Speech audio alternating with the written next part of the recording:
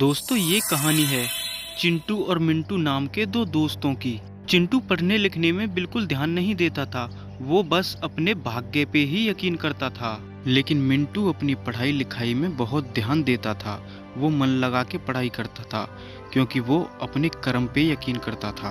पर चिंटू और मिंटू बहुत ही अच्छे दोस्त थे, वो एक साथ ही घूमा करते थे और एक साथ ही स्कूल जाया करते थे। वो एक ही क्लास में एक साथ पढ़ा करते थे। चिंटू हमेशा क्लास में बस छुट्टी के बारे में ही सोचता रहता था, उसका पढ़ाई में बिल्कुल भी मन नहीं लगता था।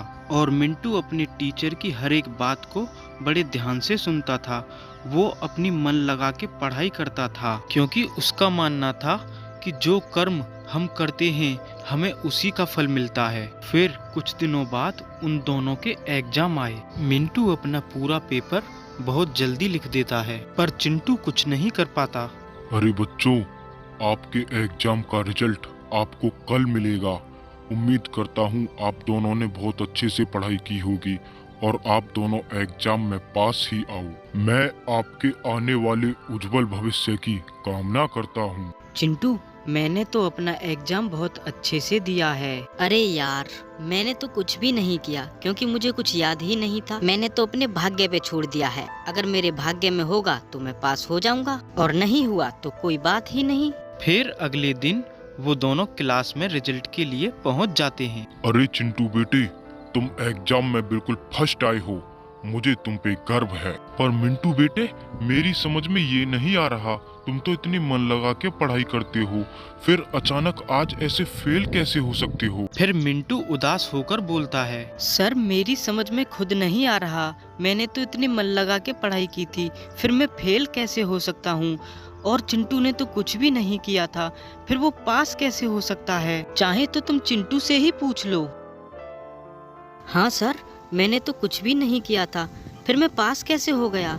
बल्कि मिंटू ने तो पूरा पेपर किया था और वो फेल कैसे हो गया? ये सब कर्म और भाग्य का खेल है बेटे। जैसे तुम अपने भाग्य पे यकीन करते हो और मिंटू अपने कर्म करने पे यकीन करता है। लेकिन क्या तुम जानते हो, कर्म और भाग्य दोनों एक साथ मिलकर ही काम करते हैं। जैसे बैंक में एक लॉकर होता है और उस लॉकर की दो चाबियां होती हैं, एक बैंक के मैनेजर के पास और एक कस्टमर के पास। लेकिन उन दोनों में से एक चाबी से तुम लॉकर खोलोगे तो वो नहीं खुलेगा, क्योंकि वो लॉकर खुलता है उन दोनों ही चाबियों से। उसी तरह इस दुनिया में मैनेजर है भगवान और कस्टमर हैं हम सभी। लेकिन हम सबका भाग्य भगवान के हाथों में है और कर्म करना हमारे हाथों में। लेकिन हम सिर्फ कर्म करें और भाग्य पे यकीन ना करें, या फिर भाग्य पे यकीन करें और कर्म ना करें, तो हमें उसका फल नहीं मिलता। इसीलिए हमें कर्म करने के साथ साथ अपने भाग्य पे भी यकीन करना चाहिए। आप सही कह रहे हैं सर, मैं आपकी बात समझ गया। अब मैं कर्म के साथ साथ भाग्य पे भी यकीन करूँगा। हाँ सर, अब हम दोनों अच्छे से समझ चुके हैं, अब हम वैसा ही करेंगे जैसा आपने कहा है। ठीक है बच्चों, तो दोस्तों यही कहानी थी कर्म और भाग्य की। दोस्तों वीडियो अच्छी लगी हो तो वीडियो को लाइक कीजिएगा और चैनल को सब्सक्राइब कीजिएगा। कहानी की सीख के साथ विदाई लेते हैं आपसे, फिर मिलेंगे अगले वीडियो में। तब तक के लिए जय हिंद, जय भारत।